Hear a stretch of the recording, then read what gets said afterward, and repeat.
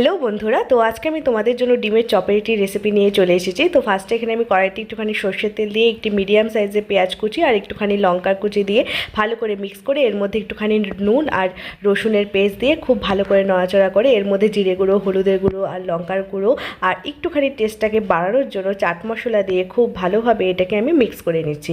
তো তারপর এর মধ্যে আমি আলু সিদ্ধ দিয়ে দিচ্ছি। আমি এখানে দুটো আলু সিদ্ধ করে রেখেছিলাম, তো সেটা দিয়ে খুব ভালো করে মিক্স করে নিয়ে রেডি আমাদের পুর। তো তারপর এর মধ্যে আমি একটি ব্যাটার তৈরি করে নিয়েছি, যার জন্য 2 চামচের মতো কর্নফ্লাওয়ার, একটুখানি নুন আর একটুখানি গোলমরিচের গুঁড়ো দিয়ে খুব ভালো করে মিক্স করে রেখেছি।